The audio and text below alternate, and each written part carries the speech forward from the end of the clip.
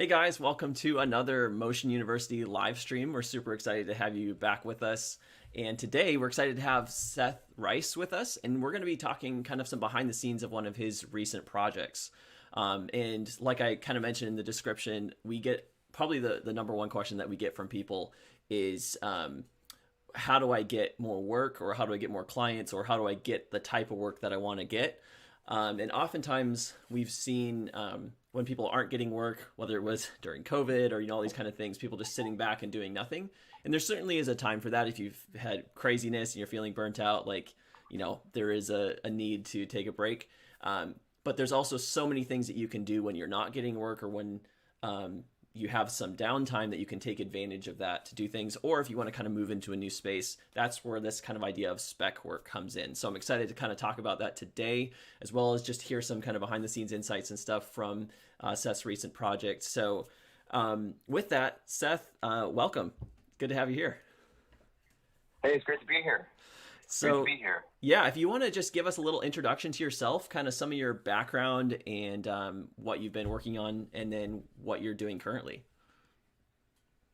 Yeah, so straight out of high school, I started working on a bunch of different indie Christian narratives. Worked on Beyond the Mask, a whole bunch of other features, in a variety of different roles. Started out in art department, and I think on each film I sort of jumped from one to the next, and kept making connections with people, and one thing led to another, and I kind of left that world after about 2 years, simply because I wanted to actually make some money and have a career doing this, and get married and have a family, and just really wasn't that it just isn't conducive to that lifestyle. So I jumped into the commercial world, and I started out as a camera operator on a lot of internet stuff, smaller, a lot of social media, mini doc stuff or promotional stuff, and then kind of kept going since then. Right now, trying to work more and more as a director and an AD in the commercial world, but I still come back and do a lot of cam hopping as well on a whole wide range of commercial stuff. And how did you get around to making this spec project? Whose idea? What was your role? What was pre-production like? How did the spec project get off the ground? So yeah, there's a lot of backstory there. So I work really closely with another Seth, with Seth Haley. We actually co-direct a lot. So I handle the stuff in front of camera, talking with talent, trying to make sure things look and feel right, and then he's the guy who's behind the camera, making sure that the shot is composed and the lighting looks amazing and all that. So we've done a couple of these, actually. This is the first one that's really seen the light of day. There's a couple other ones floating around that it just didn't turn out quite exactly how we wanted them to. But we had some downtime. Actually, we shot this almost a year and a half ago. And we had a connection with this, with Danny, the guy who makes the knives. And Seth had hung out at his place a couple times and thought it looked super cool. It was a really cinematic space, and he's doing some really, really beautiful work. And if you actually look at what he's doing now, he's insane. He works 8 to 10 hours a day, 5 to 6 days a week, minimum, making knives, and it shows. He's really, really good at what he does. So we basically had a week, or I think we had 2 days that we were open. We didn't have a shoot going on. I think we piggybacked it off of another a smaller commercial piece, or I think we were intending to, and then that piece fell through. So I drove up to Michigan anyway, and we took 2 days, and we didn't really do any pre-production on this. We kind of had some references we'd gone through, just in terms of, the original plan was to create a full-blown 3 to 5 minute kind of artist profile mini doc. So a lot slower, a lot more. We didn't shoot an interview with him, but we did sit down and actually record an interview, talk with him for like 60 minutes about like the philosophy behind how he designs things, why he makes knives, why he does, what he does. And then we shot for 2 days with him, probably 12 to 14 hours each day. And it was just Seth and I. So he was behind the camera and I was kind of running around making everything else happen at the same time. And one of the really big takeaways that we took from this was that you can plan something, but a lot depends on the kind of content that you're able to capture with the people that you're working with.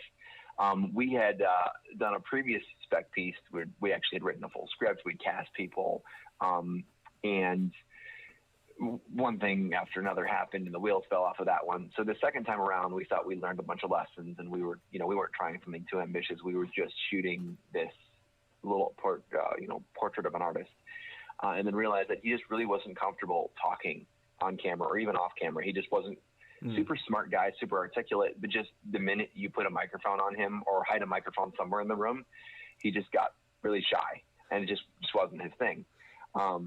And then we were looking over the footage and realized that, we didn't really capture a lot of this slow introspective stuff the way that we wanted it for that kind of slower edit.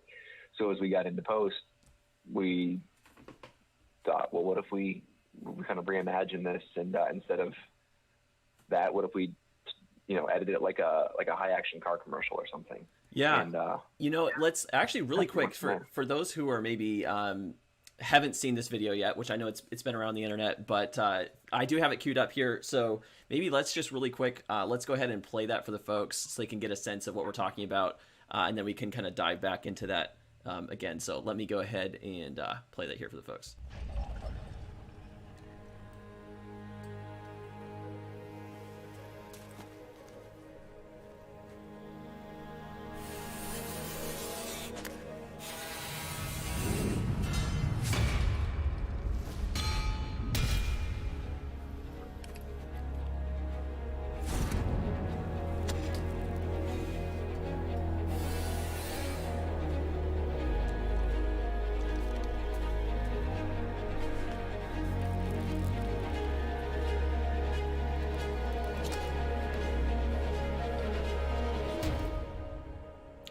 Awesome. So there you have it. There's the video. Really, really well done. I really love kind of that fast pacing and stuff. It's really interesting to hear kind of some of the behind the scenes of like, okay, maybe that wasn't originally what you intended to make. But JC, I'll kind of hand it back to you, and we can kind of do this multiple different ways. I do have it queued up so we can kind of go through it and talk about different pieces. So just let me know what questions you want to go with first. Yeah, I'd love to know more about the pre-production side of it. Did you guys do mood boards? Did you guys do create looks? How intentional were you on developing that style going into it versus kind of discovering it in the situation where you were at? Yeah, that's a great question. So I can, to answer that, I'm going to actually take it all the way back to the beginning where Andrew was talking about, what you do when you're not getting the work that you want. Haley and I, we call each other our last names because it gets really confusing if I start talking about Seth. People think I'm really weird. But we have had the opportunity to pitch kind of as a directing duo on a bunch of different things. And we were realizing that a lot of times our portfolio, we could pitch an idea, but we couldn't necessarily prove that we could execute it. We knew that we could execute what we were doing. Like we crafted it in such a way that we knew that we could make it work, but being able to prove that to an agency or to a client sometimes can be a challenge. So coming into a project like this, we wanted to shoot something kind of on par with what we were wanting to pitch to some of these clients on some of these projects. So we didn't necessarily, there's a lot of sort of, trying to think how to describe it. We'll call it subconscious collaboration in terms of we've worked together enough that we don't necessarily have to sit down and say, this is how this is going to look and how this is going to work. But we've had enough informal conversations about what's going on and watched, different pieces on Vimeo and so on and so forth that we kind of know what wavelength we're operating on, and we can walk into a situation and kind of know roughly what we want it to look like. So it wasn't an incredibly deliberate process in terms of what we wanted it to look like, as much as it was, this is the kind of spot we want to create. These are some of the things that we really like. Let's see what the location lends itself to and what we have access to. And, it being a very dark space, that lent itself immediately to a really, really kind of contrasty sort of a lot of darks, embracing the blacks in the frame visually, and just not worrying about kind of the grunge there. We shot this on some older Zeiss lenses. We killed ourselves by inhaling mosquito fogger, DIY hazer stuff for 14 hours, a day.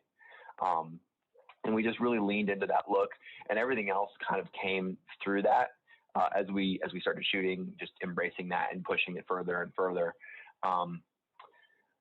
And then in the edit and in color, which we can get to later on, we definitely dialed in on making the look kind of become what it is. Did that answer your question about pre-production? Yeah, we're super informal about that kind of thing on a project like this. Sure. Every project's a little different, and yeah, that answers the question and is very cool. I mean, is that his actual space, or did you like pick a location and take him over there? Sure. So that's his actual space. Wow. I think he's like, at the time was like 22 or 23. He was in college for graphic design. He's a super, super talented artist. Does some amazing freehand pencil stuff. In fact, if you see any of the tattooing on his arms, that's all stuff that he did himself. So he's an art guy. But he just realized that like doing graphic design and sitting at a computer and making logos for somebody else just was not what he wanted to do with his life.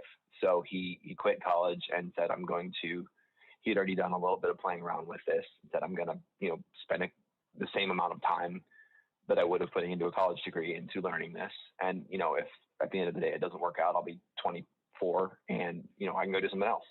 But, yeah, this is an old garage with a whole bunch of random stuff cobbled together in there. I mean, some of those early knives were made out of like old wrenches or, random scrap steel. And he's since moved on to buying incredibly high quality steel and importing, his handle wood from all over the world. And I mean, his knives go for pretty premium money at this point, but they're really pretty beautiful.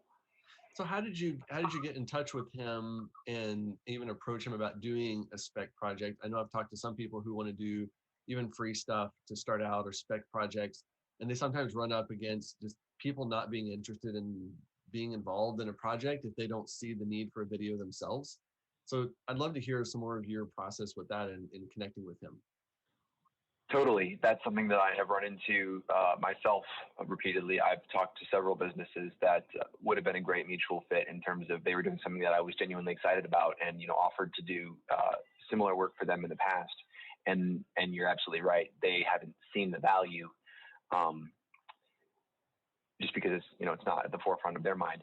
One of the things, the big things though, about this kind of work that I think we often forget is that to develop these kind of connections with people, you actually have to have a life outside of film, have interests, have connections, have friendships with people who aren't in the film world. I think that everybody who's in this industry should have at least a really serious hobby, if not another side job in another space. Not for financial reasons necessarily, but just to kind of get out of their own circle, comfort zone, echo chamber, however we want to call it, and to develop some of those connections with other people.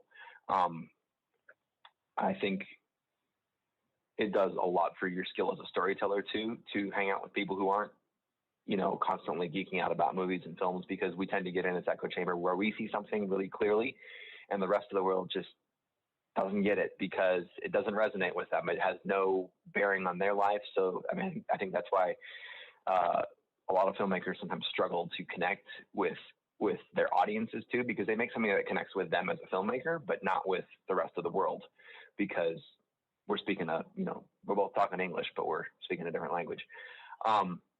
So this, to bring that full circle then, this connection is just a friend of Seth's up there, from I have no idea where they connected, but they're both big into motorcycles. I'm guessing that at some point was part of the connection.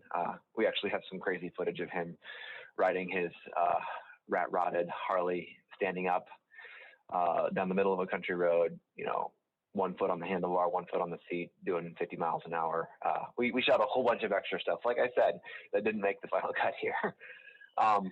But it came out of that organic connection in terms of, we didn't go to him asking him, hey, you don't know us from Adam, but we'd like to make a piece with him. It was one of those, they had a bunch of mutual friends. They'd hung out before and connected that way. And then from that said, hey, would you ever be interested in us coming out and shooting some stuff with you? It went from there. That's really such a great point, because I feel like it's easy as filmmakers to be so in that world, and like JC said, like there's so many times where it's like, oh, this would be super cool. Sometimes it works just to call people out of the blue, and if they see some mutual benefit of like, okay, or they just feel sorry for you, maybe they'll let you do it. Right. So having those connections outside of film, that's really cool. So you mentioned you shot a lot of different stuff, and obviously you didn't totally know what you were doing or what the end product was exactly going to look like going into it. Is that how you like to approach things, or is this kind of unique for you in this, like, in the sense of, just maybe give us a little picture of how do you typically go into shooting something like this? And obviously different DPs are going to do different things differently, and directors. Right. Yeah. I'm just curious how your approach is typically. Do you like to have a lot of prep up front, or do you like to kind of just go discover a story, if that makes sense? Right. So I would say there is not a right or wrong answer to that for me. So normally when I pitch on a project, and we can talk about this all the time if the need arises, but we'll write a full treatment on something, and by the time we're done pitching this project, I know I don't have an edit necessarily, but I know exactly how this cuts. I know exactly where it's going to go. We've got, whether or not it's storyboarded, we have extensively worked through kind of shot for shot, or at least not shot for shot, but scene for scene, knowing exactly what happens next and what happens here, and sequentially how it's all going to cut together. Now, I have never done something like that ends up being exactly how I imagined it in pre-production, but at least we had a place to start with, and we go from there. But I've also found, so that would be one of my ideal worlds, would be to do that. Yeah. Because I know exactly what we need to capture, and then we can focus all of our time on capturing the highest quality, the best for each of those scenes that we know that we need.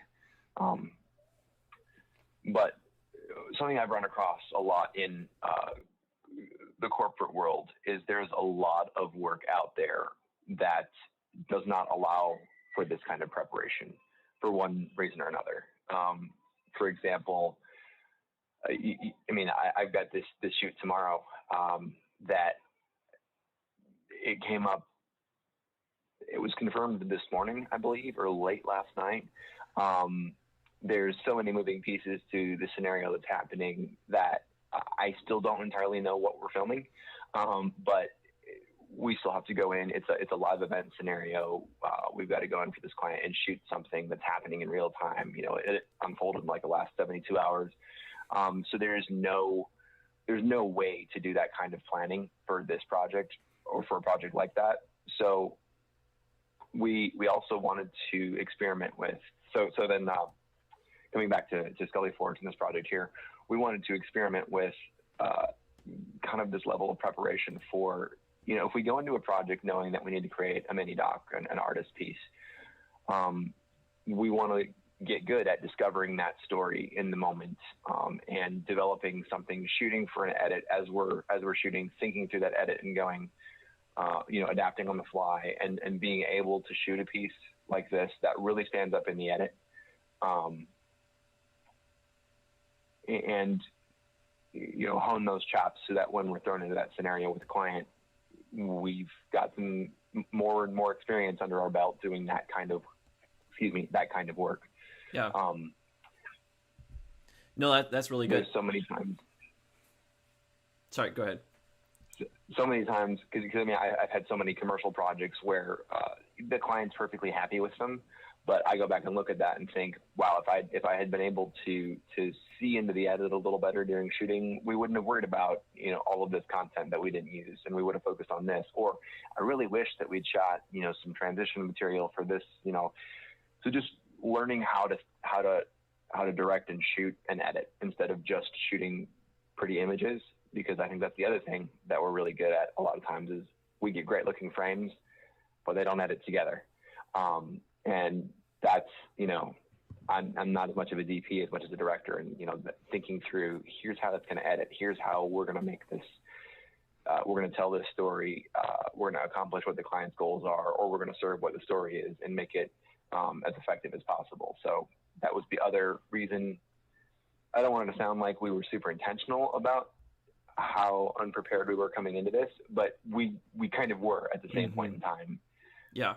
No, that's really interesting. So being as you did this one a little bit more kind of that just show up and kind of find the story in the moment kind of a thing, how do you, and you also mentioned he was a little bit more maybe, I don't know, camera shy in some respects, especially in terms of like the interviews and stuff like that. How did you go about with this project specifically, or even in general, kind of coaching through? Did you just have him like, okay, just go do your normal stuff, making knives, and then you like see a moment, and then how do you, because at the same time you want to be able to light it, you want to make the environment as cool as possible, and it's always this challenge, especially in that kind of live environment, to make it look good, but then also kind of be on the fly. So do you have them run through it and then recreate it later, or how did you kind of do that process? Sure. So kind of two parts to my answer there. The first part, and this is something that I always try and do as a director, and for perspective, most of my directing consists of conducting interviews for corporate and commercial clients, because you know, that's most of what's out there in this space. So I'm, you know, thrown into a situation where I've never met this person before, and I have to get decent sound bites out of them on 15 different topics about which I know very little, because the client hands me a spreadsheet or a piece of paper and says, hey, these are our talking points. And I'll be going through like, I don't even know what this phrase means, but I'm going to have to figure out how to intelligently conduct an interview on that topic and connect with that person and develop a rapport with them. So for me, it all comes down to building a rapport with that person, and the directing process starts long before you actually get a camera out. And on that side of things, especially when you're dealing with we'll say real people, you know, not actors, but actually, you know, someone like Danny here, who has no aspirations to ever be on camera, but, you know, we're here documenting his process and telling his story. So a lot of that comes down to just, you know, all the talking you do beforehand when you get there and we're unloading the car, we're just walking around talking, finding things that we have in common, you know, finding points of humor, points of agreement, and et cetera. And kind of leaning into that to develop rapport, but make him comfortable talking with me and with whoever else is on the crew about whatever else that we're doing. And so for a piece like this, and for most of the commercial work that I do, that's the process there. In terms of from a technical side of things, then once you start laying that foundation and developing that foundation for that rapport with the subject that you're filming with, then we dug into our original thought was we were going to follow a knife from raw material, from a piece of metal and a chunk of wood, through the finish, and we kind of did. There is one blade in there, the one that you see him finishing the handle on. I think we shot pretty much that whole process, but we realized pretty early on that 2 days wasn't really enough time to do that justice, because the process takes time. There's tempering. There's, you know, that blade might sit in a hot oven for 8 to 10 hours at 300 degrees, just holding it at a temperature, things like that we really couldn't afford to just sit around and wait for. So we pretty quickly realized that we were going to have to shoot a lot of different knives, especially, well, I mean, the other half of it is just there's so much variety there, and we'd be walking around the shop and find a box of old blades and be like, oh yeah, those are all rejects. Something wrong with the handle here. It's just all really cool looking knives. So, we realized pretty early on that we also just wanted to shoot a bunch of other stuff because it all looked really cool. He had a katana there he was working on that we didn't get to film with, but like he'd taken this like leaf steel thing and pounded it out to like paper thin and like 3 feet long, and like you could wave it and the blade would bend like this, but it was still incredibly strong and sharp. So what we did then is we talked through that whole process and asked him, so walk me through making a knife from beginning to end. What's it going to look like? What do we start with? What happens next? And we talked through the whole process and developed an understanding for exactly how he goes about doing it. And then we kind of broke it down into chunks then and just started filming. We broke it down into stations in his shop. So we had the bench where he would sketch out what it's going to look like. He had the belt sander where he's actually, sanding the blade down. He had the grinder where he's actually cutting the blade to shape. He had the forge where he's heating the blade, and then he had the anvil where he's hammering the steel out. So we broke it down into those different zones, if you will, or parts of the workshop, and then we kind of went from one to the other. And we did try and go mostly in sequential order, but about halfway through, like I said, we kind of abandoned the thought of trying to do all of it on one blade.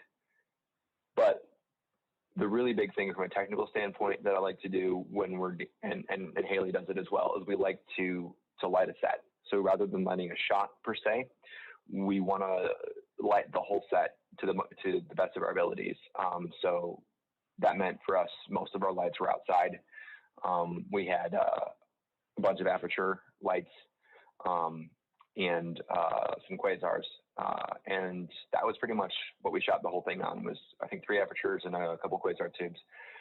So we had all of our apertures sitting outside windows, shooting through mimicking sunlight, and then our quasar tubes are hanging like mimicking shop lights. And then we used haze and some negative fill to kind of shape from there. So we'd light the whole set and then just tell him to kind of do his thing. And then we'd move in and get the shots that we wanted. And we would tweak lighting a little bit for each specific zone or space that we're working with, because we had that opportunity to do so. But, pretty much letting him do his thing and then us capturing it as it happened. And we tell him to go back and, hey, can we hit that knife with a grinder again or something? But trying to make him feel as comfortable and normal as possible. And you can't really do that if we're lighting and setting up for a specific shot. So like having a shot list, I think would have been a really big challenge for him and for us to capture normal looking. I want to use the word authentic, but I don't want to use the word authentic. Just him being him would have been hard if we had approached it that way. So approaching it as documentary style as possible, I think made this piece possible. Yeah, taking a more documentary approach can be really helpful for folks that are more uncomfortable with camera or aren't used to being an actor, or where you don't have the time to go through all those pieces as well. But hearing their process and structure, and then picking and choosing and segmenting it, lighting the room, and then just kind of running and gunning with it. I love those types of projects. Tell me more about post-production. Yeah, so this project has a very long, very interesting or not interesting, depending on how you look at it, story in post. Because one of the other things that we wanted to do with this project was we wanted to do some experimentation in workflow. So neither of us love to edit. I think we're both reasonably competent at it. It's just not something we enjoy. So we wanted to work with, there were a couple of editors in Chicago that we were connected with in the commercial world that we wanted to connect with on a piece like this. And, it's kind of we want to get our foot in the door with them and like maybe be on their radar for if somebody is ever talking to them about commercial projects in the Chicago area. But we also just wanted to experiment with some workflow options there for bringing on other editors. and we worked with one. Hired him for. We gave him like I think a single day rate for his edit or something, and he was in between projects, and he came in. No, I'm sorry. We actually started with another editor that who saw the footage and said, "This looks awesome. I'd be happy to take a stab at it." And he does some pretty big stuff. And we found out very quickly that he just did not have the time or the bandwidth. And he's one of those people that is incredibly all over the place. And like, they'll either crank out an entire project in like 3 hours and it'll look amazing, or they'll take 12 weeks and they'll never get you anything. And we weren't the kind of client that was paying him the kind of money that forces him to sit down and just crank it out in 3 hours, which he could have totally done. So it sat with him for about 3 months. And then we realized, this just isn't going to happen. So we'll move on. And we connected with the next editor who's kind of on our list of people in the Chicago market, and had a great call with him. We went through some references and we said, here's what we're thinking. Here's what we want it to look and feel like. And at this point we had already internally pivoted it to the car commercial kind of edit vibe. We weren't trying to make anything else out of it. And we got the first edit back from him. And after banging our heads against the wall for about 3 hours, we said, we can't sell. Like, this is, I don't know how we had that conversation, but we just weren't speaking the same language. Where he's going, like what he sees and feels with this is absolutely not even in the same universe as we were thinking. And we thought we'd clearly communicated, but somehow we just talked past each other. And we worked on that for a little while. And then eventually both of us said basically, well, we know what we want this to look and feel like, so maybe we should just start working on that. And, at the very least, we have a premiere timeline to send to an editor and say, this is what we started.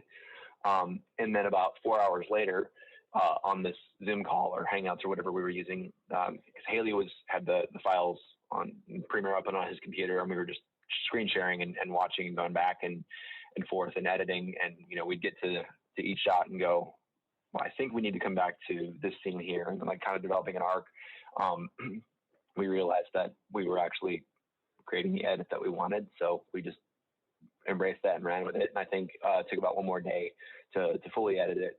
And I should see if I have that edit somewhere. I should have pulled that up because it was truly fascinating.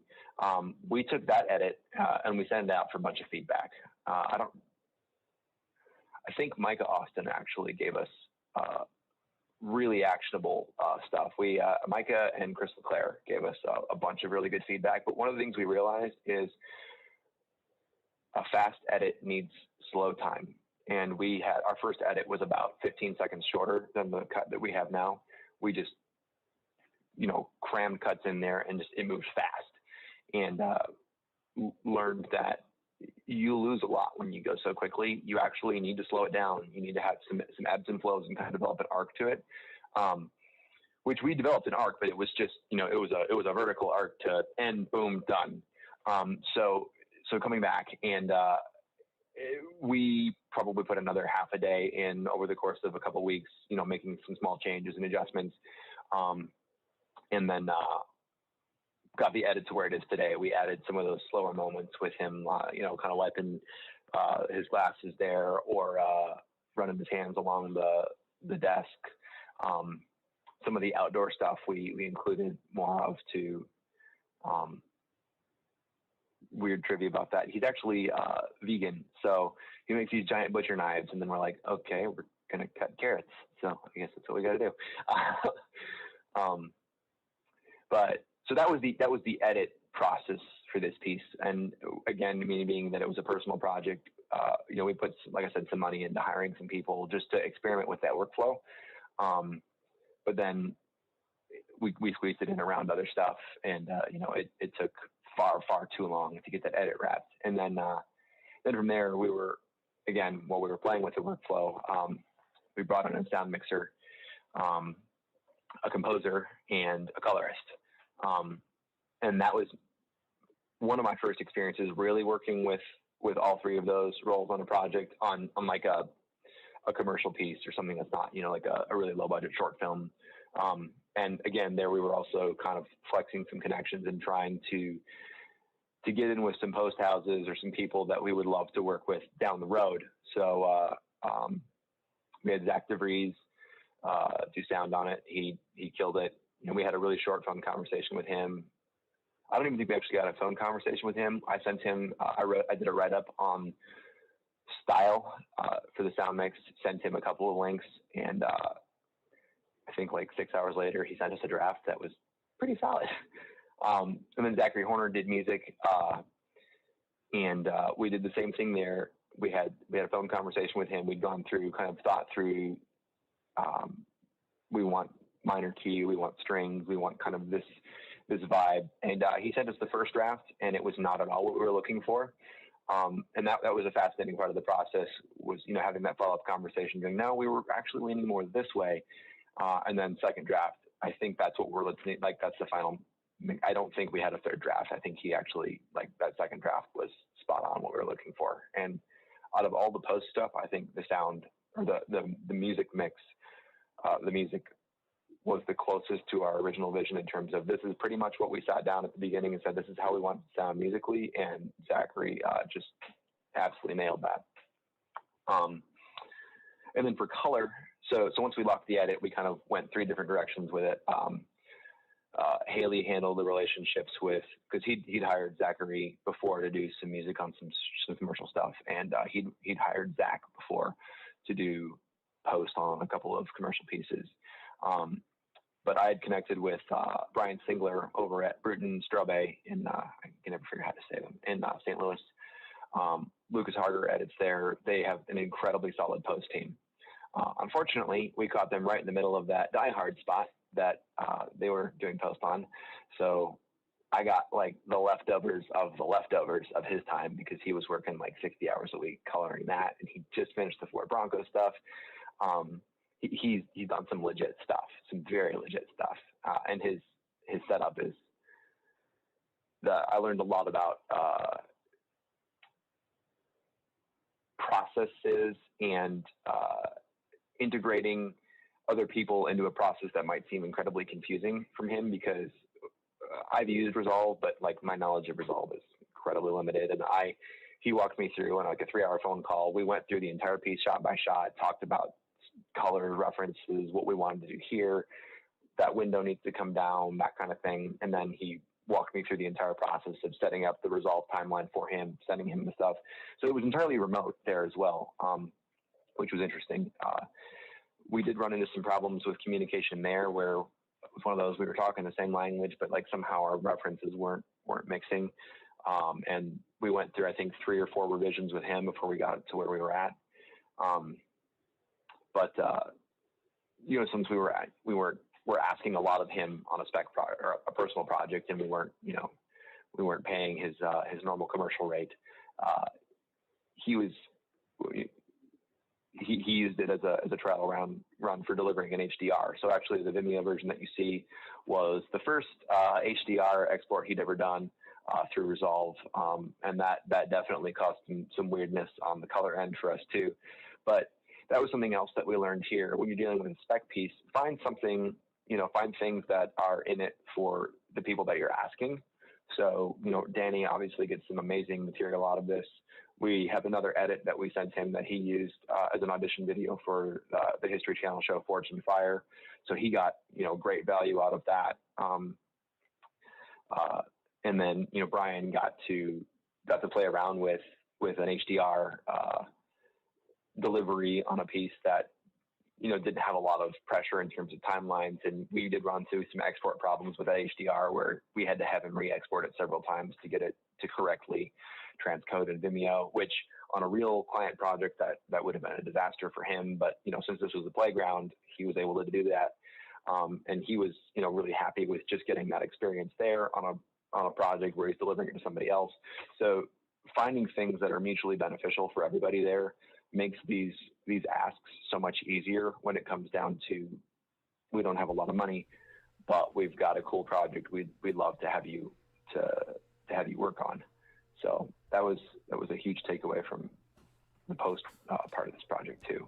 Yeah, that's really cool. So okay, so on the subject of takeaways, one of the questions. So, and I know we kind of teased this in the title and stuff, but why should someone consider? I think you touched on this a little bit, but why should someone consider doing a spec project? There's a lot of different reasons why people do them. Maybe talk a little bit about. You kind of touched this briefly in the beginning, but just for those maybe who weren't here in the beginning, why did you choose to do a spec project in the first place? Like other than just, oh, let's go have fun with our friends, kind of thing. Why? What are some of the business reasons behind it? And I know you guys also were able to list some of the footage then to sell as stock. So it's like another additional piece in that. So maybe just talk a little bit about why should someone consider doing a spec project like this? Yeah, so there's a lot to unpack there. I'm a huge believer in the fact that you really usually only get hired to do what you can prove you can do. And that's a loaded statement because it can mean several things. It can be as simple as somebody else trusts me and I don't have to prove that I can do this per se, as much as I have built that relationship with them and proven that I deliver on what I promise. So, and I've been fortunate enough to have that several times in my career where I get to kind of punch above my weight on a project because I've developed those relationships and people know that even though I don't have that in my portfolio, it's still going to work. I'm still going to deliver on that. But the really big thing in the commercial world is it comes down to your portfolio. It comes down to what kind of pieces can you show that you've done. And as you climb higher and higher up the ladder and you find, maybe a high-end food and beverage piece, or when I say high-end, we'll say like the kind of stuff that I get to look at pitch decks for or proposals for. So it's not that high, but there's very decent money involved. And people start needing to see very, very similar work in your portfolio to what you're pitching because it comes down to safety for them. So if you're an agency rep or a internal marketing department at a company, you have to sell this to your superiors. So when it comes down to, hey, I found this director, and this director, they're going to pick the one that has the best looking portfolio because it makes the most, when I say best looking, the most relevant portfolio that just blows you away in terms of these people can deliver on the concept that we're looking at, because it's the safe bet for them when they go to their superiors and say, well, I found a guy who's done exactly this before. We know it's going to work. So to come back to the spec project, if you're at a point in your career where you find yourself plateauing, or you're getting the same kind of work, or you're not getting the kind of work that you want, it might be time to look at your portfolio and ask, what are people seeing when they see my body of work? Is this the kind of work that I want to do? If not, how do I get the kind of work that I want to do out there for people to see? Because that's what's going to generate the paid opportunities to do the work that I want to do. So with a spec piece like this, like I said earlier, we were at a point where we were getting the opportunity to pitch on these projects and realizing that we didn't necessarily have the body of work to show exactly what we could do on some of these projects. And we'd had several experiences pitching some would have been really cool projects with several larger clients that just we could tell that they really liked our ideas, they liked our pitch, they liked the directions that we were going, but we didn't have the credibility with them to get them to commit to these ideas. So we decided it was time to jump back into developing some portfolio stuff and shooting some stuff that we felt that these marketing directors or agency people could look at and go, yeah, I can show this to my superiors and these guys feel legit. This piece makes me confident that they're going to really be able to make anything look amazing.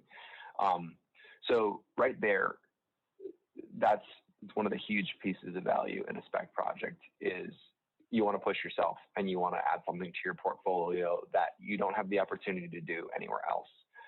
We're not going out and shooting a spec piece that's talking heads in a corporate environment because we've gotten paid to do that plenty of times. that's not a playground for us in exploring and developing our skills in other areas. I mean, there's a couple other things you can leverage if you've got access to or been accepted into a stock library like Film Supply. We're fortunate enough to have been. Seth's built some really good connections. Haley's built some really good connections over there, and we're able to make a decent amount of kind of side money through projects like this, licensing some of this footage.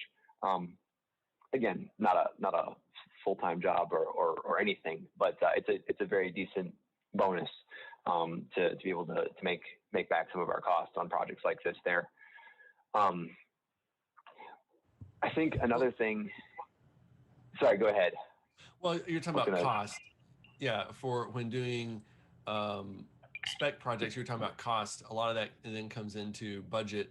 What are your thoughts on gear? Are you guys using your own gear? Do you use spec projects to rent gear and test anything on that side? How does that work for you? Totally. That's a great question. That's actually something I wanted to touch on. We do a little bit of both, but it's mostly our own gear. We only rent gear normally when we really want to play with a concept, and at this point, all of the stuff that we really want to play with is far outside of our budget to rent for a project like this. Like, we're talking Russian arm, we're talking getting a little crazy here. So we haven't gotten to that point. We've kind of grown out of the point where we were renting the smaller pieces of gear simply because between the two of us, we've accumulated a reasonably large pile full of it. But I wanted to touch on how you approach your gear purchases, because one of the things that I feel like has enabled us to do projects like this is making some strategic gear purchases that allow us to have a lot of the gear that we would need in-house to produce something like this. So, we shot this on a Red Raven, so the very cheapest DSMC2 body out there. We made that purchase. We call it the camera package. We made that purchase 2-3 years ago at a point where we knew that we had enough client work coming up that was going to want a Red. They didn't care what Red it was, as long as it was Red Raw, and they just wanted a Red on set so they could post on social media that they were shooting on Red. But anyway, we made that purchase then, knowing that we had the work coming up to justify that financial decision. We treated it like an investment. That camera package has made us back its full cost and then some. We've made very, very good money off of that purchase, just from an investment perspective. And then taking the same approach to all the other gear that we're purchasing. Is this something that we can bill out? Is this something that is going to make our jobs easier? And is this, I mean, there's a lot of cool gear I would love to purchase, but then we've developed, sorry, I just totally lost my train of thought there, and I was going somewhere with it. I got to refine that. We've tried to avoid purchasing gear that depreciates quickly, and purchasing gear that we know is going to make us money and allow us to do the kind of work that we want to do. So owning a solid lens kit, which those lenses aren't depreciating. I wish I'd bought more of them back when I did. The camera package, and then a basic, I mean, we could go crazy and keep buying more lights. We could buy a Mobi, we could do all that, but we realized we shoot most of our stuff handheld. So we don't really the Mobi aesthetic wouldn't really help us, and then that freed us up to not worry about running wireless video, wireless fellow focus. We've done that plenty on other projects, but for this project, it didn't make sense to try and do. So I'm just looking over his shoulder on the camera. He's pulling his own focus. We're using the lights that we have. Went out and got a mosquito fogger and a bunch of mineral oil and hazed the place up, and trying to approach gear from that perspective. And it's a mix of making strategic gear purchases and then making do with what we've got access to. Yeah, no, that's really cool. I think that's a really important point, because a lot of people feel like there's a lot of pressure to buy gear and do these kinds of things. I feel like a lot of times, especially for social media is great with that, but so much of the time just realizing renting is such a great option, but then B, you can do a lot with a little with what you have. I mean, you guys have a decent amount of gear, but you have it for a specific reason. It's not just, buy it. And there's so many options for cheaper alternatives than, Reds or, those kind of things, because sometimes those aren't even the best option because it's super bad in low light unless you have the Gemini or something. But and I mean, most of the work that I shoot happens on a C200 now. I mean, I've got the Red, but it's not like I'm pulling it out for most of the projects simply because it's not the camera for most of the projects. Or even, we'll go SLR, or my old C100 Mark I still gets a ton of work. I mean, and I picked that camera up for $700 off of B&H used, and it's made me more than that back many times over. Two other really quick thoughts about gear. I think you want to make sure that you're spending money on things that you really need and that really improve the quality of your work. Up until this past year, I didn't. Neither of us owned a follow focus. Neither of us still own a matte box. We're shooting off the Red monitor. We're not getting a crazy fancy monitor out. My C stands, I've been told, are the oldest working C stands in St. Louis. They're made by a company that doesn't even exist anymore. But I was just watching eBay or I think this is eBay, and just finding. They're not the really cheap modern ones. They're really solidly built. They're just from the 1950s. And just buying that kind of gear that doesn't necessarily look cool. Nobody ever looks at my lighting package and goes, "Wow, that looks really cool," but it works and it gets the job done. And the same with our camera kit. Nobody's taking behind the scenes pictures of our Red build because it does not look cool. It's a couple of cheap small rig components, the Red body, and the camera. But we're not throwing a matte box on. We're not throwing a follow focus on. We're not getting carried away with all that stuff because it didn't make our job easier or make us money. And that's a huge part of how I think we really easily get caught up in. This looks cool. I want to buy this gear, and I'm totally guilty of that too. Mm. But if it's not actually making the project work better, making us money, we don't need to go that route. Yeah, no, that totally makes sense. So jumping back really quick, so we talked just briefly about the stock aspect, and that's just something I've been interested in. I've always been curious though, because a lot of times we're shooting work, when you're shooting for a client, it's not like you can necessarily, depending on how you have the contract, also sell that footage as stock. Do you have any thoughts, just as I've had many friends talking about, like, what can I do for passive income models and all these kinds of things. Any thoughts on how do you go about setting up that relationship, whether it's in a actual client context or even just for like the spec work that you did? How do you set that up in in the contract, or how do you go about doing that so that you have permission to be able to put that on a stock site, if that makes sense? Yeah. Are you talking about set that relationship up with the stock site or with the client, with the people that you're filming with? Yeah, mostly with the filming with. Yeah. Okay. Yeah, so there's a couple of things there that come into play. One, if it's one of these spec or personal projects, you're coming into it, and like I said earlier, hopefully we've structured this in such a way that we're clearly giving them something. Mm-hmm. They're going to leave this project with a really cool piece of work that publicizes and shows what they do. So they're getting something out of it. And it's not too hard at that point to make the ask, hey, we need, a release form from you that allows us to use this footage. You're getting something, we're getting something. And most people understand that pretty clearly, that, hey, we're doing this for free. One thing we get out of it is the opportunity to use some of this stock footage and license this. So on a project like this, I haven't run into that problem ever before. Where people are not open to that. Like I said, this isn't the first time that we, tried to crank out a stock project like this. Our previous ones never really went anywhere because we hadn't approached it during the shoot with an edit in mind. We were just shooting cool images. But at the same point in time, we've actually been able to make some decent money selling some of that stuff as stock. Even though we didn't have a finished piece to edit out of it, we had, some cool looking shots. But when you're dealing with a client side, when you're actually getting paid to do some work somewhere, that becomes a little trickier because all of a sudden that value proposition is different. I'm paying you money to film for me. Why should you make more money off of this project? That's a totally different question. And the way I would approach that and like to approach that is it comes down to the cost on that project. So if I'm doing a project that's full budget, and when I say full budget, I mean it's a decent amount of money. If they want full media right buyout, I explain that, look, here's what that's going to cost you. A lot of the clients that I've worked with in the past or have pitches out with now, there's this understanding with some of them that, hey, we can cut costs here. We can make this cheaper. If you give us, ownership of this footage later on, we can license some of this, et cetera. Obviously, if there's something proprietary that we can't show or some material that you want to be exclusive to your video, we can work around that.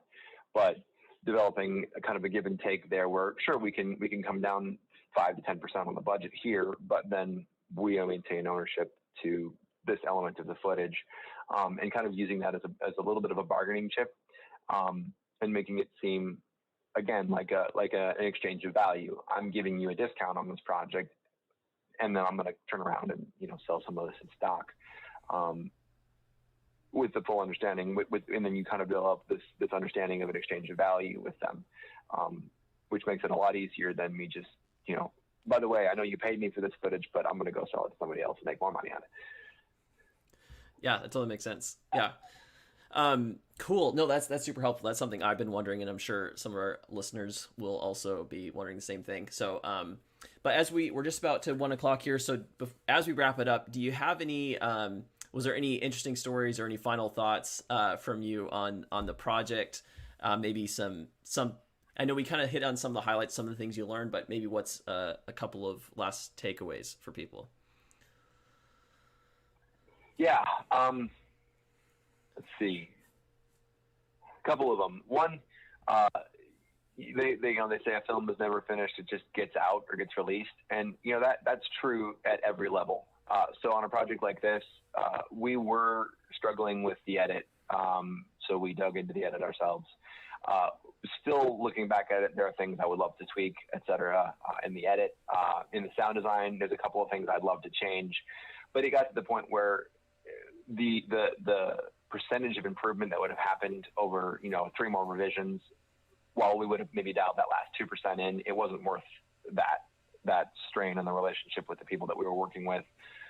And color was definitely that way. There's still things about the color that bugged me from the first drafts where we got, was like, man, I see what you're doing, but that's not what we want. The first draft we got back from them like a Vietnam War movie. And again, he was playing with HDR, he was playing with the edit, and he was getting to do things that he doesn't normally get to do with client projects. So I'm not faulting him for that at all. He was trying something cool and creative, and it just didn't happen to be the kind of cool and creative that we were going with. But it reached a point of diminishing returns where we dialed back enough of those changes and got it to a point where it looks really good. And there are things that I wish we could change in the color, but it's just time to get it out there. This project sat on our hard drives for 1.5 years, and it's not doing us any good at this point. So finished is better than perfect, and that's something that is true on every level. It doesn't matter where you're at, if it's just you shooting it yourself or if you've got an entire team of people behind it. The art of bringing something to completion is far superior than an unfinished perfect project.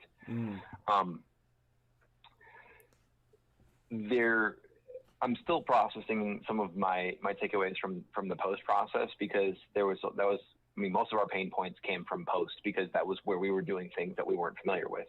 Haley and I have worked together a ton. We can walk into a room and within 30 seconds pretty much have communicated exactly how we're going to light it, how we want to shoot it, without necessarily talking all that much, because we've done enough work that we're on the same wavelength. So that wasn't a pain point for us, but post on this project was it was a very interesting process, and we had a lot of those miscommunications. So one of the big takeaways there is, for me, has been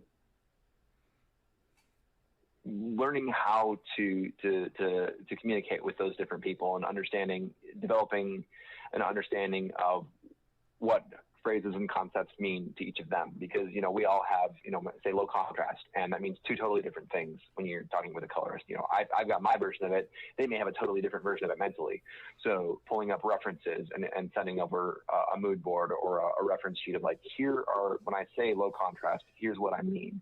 And maybe quantifying phrases is a better way to put that. So, taking all the as many vagaries out as possible when you're communicating with other people, especially people that you don't have that working relationship with, where you know how they're going to operate, and just being really good about clearly communicating, especially abstract visual concepts, because again, those get confusing super quickly.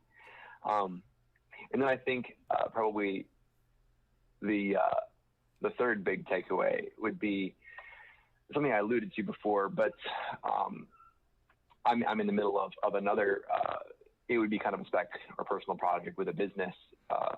When I say I'm in the middle of, I'm trying to sell them on it. And when I say sell them on it, I'm not asking them for money. I'm trying to get them to let me do it. And I don't have a prior relationship with these people. I just connected with one of their marketing directors and, you know, trying to work my way in that way. And I fully expect this to take me a couple months to get anywhere with. But, you know, developing those relationships with people outside of film is huge. They allow you to do projects like this.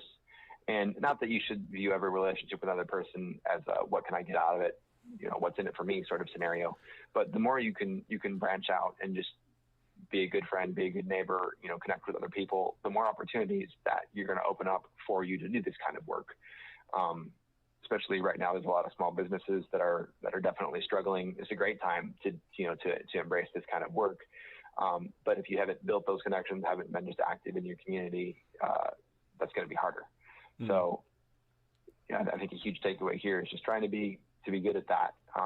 From a career perspective, again, I don't want to sound like approaching everything like I'm going to build a relationship with this person because it's going to benefit me later on. But just, yeah. It is true that I mean, the more that you're out there connecting with other people, the more opportunities that are going to come up for this kind of work. And that's how you're going to connect with the paid work that pays the bills too. The same way. Mm. So just being good at that. It allows for these personal projects, and it allows you to make a career out of this. Yeah, it's so good. One of the sayings we have here at Motion University is do work, show work, and network. And it's kind of that same thing of be out there doing stuff because people will hire you for what they've seen you do. Show that work because people need to see the work that you've done to be able to know that you can do it to hire you. And then network because that's how you establish those relationships, just like you said. So no, that's fantastic. JC, any final thoughts before we let everybody go? Well, I thought I hope anybody that's watching this is taking notes, because you had a lot of really great points that are all encapsulated and summed up in what you've been sharing. And one of those I just want to highlight is just the visualizing things to other team members. It's a very visual medium, and as creators, we're very visual. And that's a huge point that I have also found in trying to communicate, is making sure we have visual examples of what we're trying to verbally communicate. I just say hats off all around, getting a project made and done and collaborating with a team. I think you guys really, I know as a filmmaker, you see all the things you want to change, but from someone outside the team, allow me to say, great work, well done, getting something done within it, it looks fantastic. And we appreciate you coming on and sharing some of the behind the scenes and lessons learned and giving value to everybody else. Thanks, man. Yeah. Thanks again for taking the time, and everybody still watching with us. Thanks for joining. It's been super fun to hear about this project with Seth Rice, Seth Haley. They both knocked it out, did a great job. So if you guys haven't already, go ahead and hit the subscribe button, because we have a lot more streams coming up soon with some other great people, and it's been really fun doing these conversations. And these are also archived on our channel if you want to go back and catch up on any moments that you may have missed. But yeah, so with that, we're going to let you guys go. Thanks again for joining us. And as always, do work, show work, and network, and we'll catch you next time. Thanks.